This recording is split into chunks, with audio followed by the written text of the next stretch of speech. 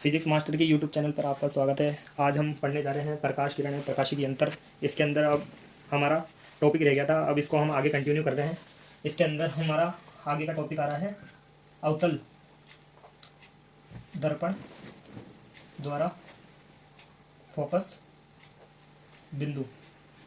अवतल दर्पण द्वारा फोकस बिंदु। अवतल दर्पण द्वारा फोकस बिंदु कैसे निकालेंगे?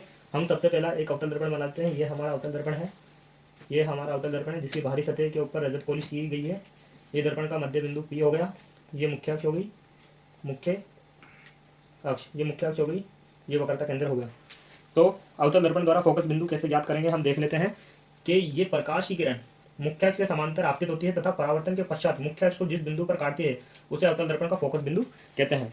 जब प्रकाश की किरण मुख्य अक्ष से समांतर आपतित होती है तथा परावर्तन के पश्चात मुख्य अक्ष को जिस बिंदु पर काटती है उसे अवतल दर्पण का फोकस बिंदु कहते हैं। तो हमने क्या देखा कि जब प्रकाश की किरण मुख्य अक्ष के समांतर आपतित हुई तो परावर्तन के पश्चात मुख्य अक्ष को जिस बिंदु पर काटती है उसे अवतल दर्पण का फोकस बिंदु कहते हैं। तो हम इसको लिख लेते हैं कि जब प्रकाश की किरण मुख्य अक्ष के समांतर आपतित होती है तो परावर्तन के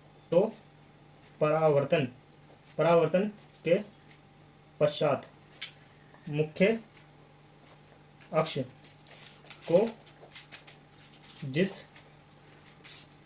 मुख्य अक्ष को जिस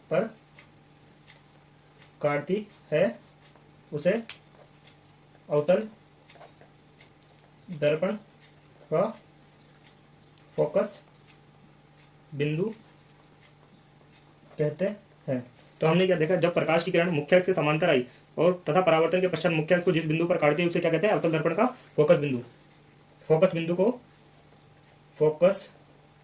बिंदु को F से प्रदर्शित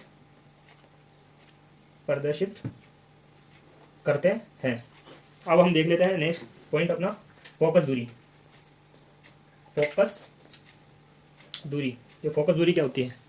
फोकस दूरी क्या होती है? फोकस दूरी को हम देख लेते हैं क्या होते हैं। फोकस बिंदु तथा ध्रुव के मध्य की दूरी को क्या कहते हैं? फोकस दूरी। हम देख लेते हैं कि फोकस दूरी क्या होती है। फोकस दूरी बहुत आसान है, इसको हम बहुत आसान शब्दों में लिख सकते हैं कि ध्रुव तथा फोकस बिंदु के मध्य की दूरी को ही क्या कहते हैं? फोकस दूरी। तो हम लिख लेते हैं फोकस बिंदु तथा ध्रुव के मध्य की दूरी को फोकस दूरी कहते हैं।